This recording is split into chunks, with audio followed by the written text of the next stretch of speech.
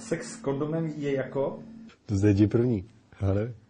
To je jako lízat med přes skleničku. No, tomu není co dodat.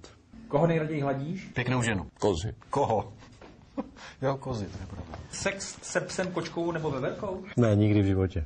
No, ale technicky je to dost náročný, ale ani jsem to neskoušel teda. Nikdy nedošlo k dotyku sliznic. Kde se nachází bod G? Neexistuje, já jsem četl na internetu, že to bohužel neexistuje. A já takový roky, no, nechme to být, pojďme dál.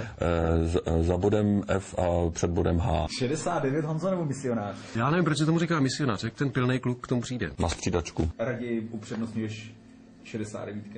Je to jedno, hlavně, aby polikala semeno.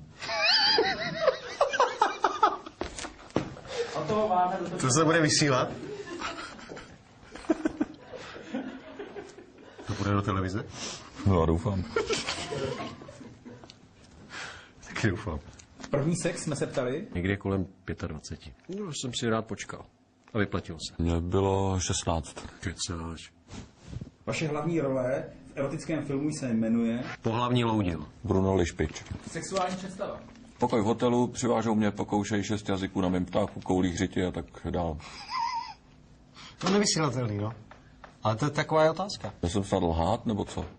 Proč dupou králíci? Já si myslím, že protože hodně prcají. Z dlouhé chvíle? Jaký mák stvořil magnézii? Magnemák. Magnemák to mám stejný, no. Vzkaz během 4 vteřin. Řekni to s tím semenem.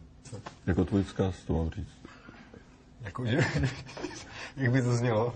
Si to nebudu představit. No asi jako, že vzkazuješ divákům, aby polikali semeno. Já jsem spíš myslel za tebe. No, teď já bych si přál, aby polikali tvoje semeno. Ale myslím si, že bude lepší to vzkázat jenom divačkám, ne? To je lepší, rozhodně.